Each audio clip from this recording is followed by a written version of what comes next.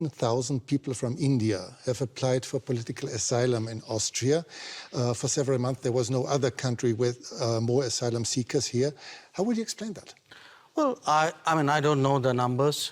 If you say so, I have to take you at your word.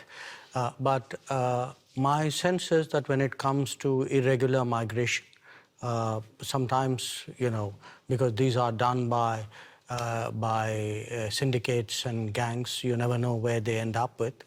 I think what's important is not what happened in the past. It is that we have a commitment to ensure that movement and mobility is legal.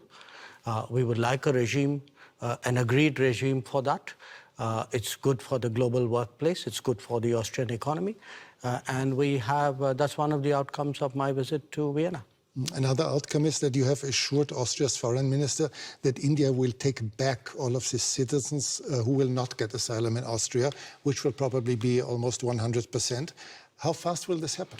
You know, look, in terms of our citizens, if they're proven to be our citizens, we obviously have an obligation in that regard. But what is important for us is to validate the fact that if there's somebody who's staying illegally, that they are our citizens. And if there are citizens, usually we work it out between the governments concerned. I can't give you a time frame on it because it depends on what is the level of proof that is provided for us and what are the preparations on the Austrian side. So you did not agree on a time frame today? No, we didn't. Frankly, we didn't get into that kind of discussion. That is for the immigration people to decide. As foreign ministers, what we did was to work out an agreed mobility and movement regime. So we were looking for solutions. We weren't into the details of returnees' problem. That there are other people whose jobs it is to do that. Let's talk about the war in Ukraine. As you are well aware, the whole world noticed that India, as a very influential country, has never publicly condemned Russia's assault and invasion into a neighboring country. Why is that so? Can you really be neutral in a war for which obviously one side bears all responsibility? Well, look, I think in international relations, you have sometimes very complicated situations. And where we are concerned, we have always taken the position that the way out is for the countries concerned to get back to dialogue and to diplomacy. I'll come to that soon, but is this a complicated situation? Is this really complicated? There's just one big country invading its neighbor. No, look, I can give you many instances of countries who have violated the sovereignty of another country. You know, if I were to ask where Europe stood on a lot of those, I'm afraid I'll get a long silence. So do understand one thing. At the end of the day, we make judgments in foreign policy based on what we think are our long-term interests and what is good for the world. But you and Prime Minister Modi have already said that regularly call on both sides to stop the war and to negotiate. However, can one really urge Ukraine to stop defending itself? After all, there are no Ukrainian tanks in Russia. There are Russian tanks and planes and missiles destroying Ukraine. I think that's a bit of a misrepresentation. I think what we do is to say, get back to dialogue and diplomacy. There was dialogue and diplomacy in the early days of the conflict. So it's not that it didn't happen. So it's not for us to put conditions and to say this country is equal to that country. That's your judgment. But should you urge Russia to stop the war? I think we have been very clear that this conflict is not in anybody's interest, including theirs. But you wouldn't say it more explicitly? I'm a diplomat. It is my job to conduct foreign policy which serves my national interests and which serves what I believe is a long-term pathway towards peace and dialogue. Let's talk about India's interests. India does not take part in Western sanctions against Russia, but has increased its imports from Russia 5 times since the war began. By this, are you not helping Moscow? Are you not financing Russia's war? You know, Europe imported in the same period 6 times the energy which India did. So Europe decreased its imports a lot and dramatically since the war started. You multiplied yours. No, essentially, if it is a matter of principle, why didn't Europe cut on the first day?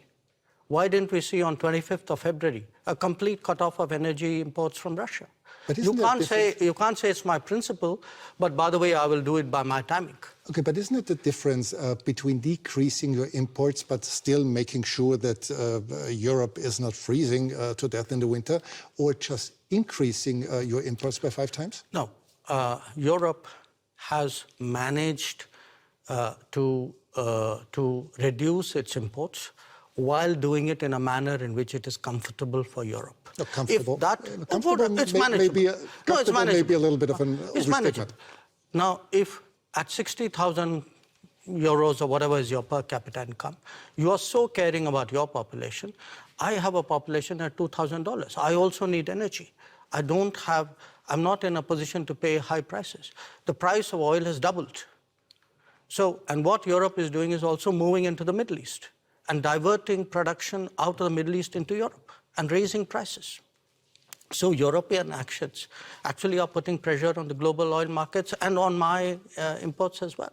So I think it's something which, if European political leadership understandably would like to soften the impact on their population, I think it's a privilege they should extend to other political leaderships as well. Are you reluctant toward Moscow as well, because Russia is India's most important supplier of weapons and military equipment? And therefore?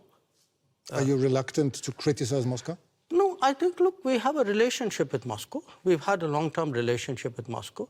I think it's important to look at that history of the relationship. It was a relationship built in a period when Western democracies used to arm a military dictatorship called Pakistan and deny India defensive weapons. So if we are talking about principles, let's talk a little bit of history out here. So how did the Indian exposure to Russia and previously to Soviet Union get built up? Because the Western democracies, for whatever reason, decided that their natural partner in our part of the world was a military dictatorship. Would you consider India an ally of Russia? No, I think India doesn't. We are an independent country. We do not define ourselves or perceive ourselves in alliance terms. That's very much a Western terminology.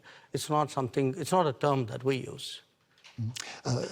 Before you said you're a diplomat, but several weeks ago you called Pakistan, your neighbor, the epicenter of terrorism. Well, I did it again today without using the word Pakistan. Yes, and this doesn't sound very diplomatic, does it? No, because you are a diplomat doesn't mean you're untruthful. I could use much harsher words than epicenter. So believe me, considering what has been happening to us, I think epicenter is a very diplomatic word, because this is a country which has attacked the Parliament of India some years ago, which attacked the city of Mumbai, which went after hotels and foreign tourists, which every day sends terrorists across the border. But of course not as a country. Well, if you control your sovereign space, which I believe they do, if the terrorist camps operate in broad daylight in cities with recruitment and financing, can you really tell me that the Pakistani state doesn't know what's going on? Especially if they're being trained in military-level combat tactics. So, you know, when we speak about judgments and principles, why don't I hear sharp European condemnation of these practices which have been going on for multiple decades? Does the world have to be concerned that there someday will be a war between India and Pakistan? I think the world has to be concerned that there is terrorism going on, and the world often looks away. The world often feels it's not my problem because it's happening to some other country. I think the world needs to be concerned about how sincerely and strongly it takes up the challenge of terrorism. But has the world to be concerned about the future war between India and Pakistan? I think the world needs to be concerned about terrorism. That's because, what you said. Yeah, sure. Because, look, if you pose it the way you do, that's like giving a free pass to terrorism, saying, you know, let's worry about the next consequence of it. I'm worried about the terrorism. Okay, let's change the subject. You frequently said that India has a very complicated relationship with your neighboring China. Many people around the world are quite concerned that China might, in the near future, intervene militarily in Taiwan. Do you share this concern? I think there's a larger concern which is based on our experiences. The concern is that we had agreements with China not to mass forces in our border areas. And they have not observed those agreements, which is why we have the currently tense situation that we do. We had an agreement not to unilaterally change the line of control, which they have tried to unilaterally do that. So there is, I think, a perception that we have, which derives directly from our experiences. Now, where else the status quo may change or not change, I would hesitate as a foreign minister to predict publicly. I may have my own views and assessments. But I certainly can share my experience, and my experience is that written agreements were not observed, that we have seen levels of military pressure which in our view has no justification. China would say the opposite. They would say that India had not obeyed different agreements. But obviously, you see no, I think it's difficult for China to say that for this reason. The record is very clear because today, there's a lot of transparency. You have satellite pictures. If you see who moved the forces to the border areas first, I think the record is very clear. So it's very difficult for China to say what you suggested they could. India will probably overtake China as the world's most populous country within this year. Is this fact of any political significance to India, or is it just a mere statistic? We'll know that when we reach there, won't we? Yeah, because we have never used numbers in that manner. Maybe other countries have. I would still say, to a large extent, it is a statistic, but you will have a situation where the world's most populous country is not among the permanent members of the Security Council. And what does it say about the state of the UN if that is the case? So it's a kind of both a yes and a no. It's partly a statistic, but I think it's a statistic which means a lot. For several years, you have called for a permanent seat on the Security Council, as have Brazil, as has Japan or Germany.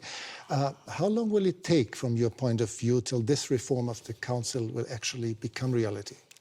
Well, ideally, we'd like it yesterday. Of course. But the problem, I think, is that those who are today enjoying the benefits of permanent membership clearly are not in a hurry to see reform. I think it's a very short-sighted view, in my opinion, because at the end of the day, the credibility of the UN and, frankly, their own interests and effectiveness is at stake. So my sense is it will take some time, hopefully not too much time. I can see a growing body of opinion among UN members who believe that there must be change. It's not just us. You have entire Africa, entire Latin America left out. Developing countries vastly underrepresented. I think the state of the world, this was an organization invented in 1945. It's 2023. And when you would have to guess for a year when this will happen, what would it be? No, I wouldn't guess because I know the complexities of this process. It's a tough one. I'd be honest with you.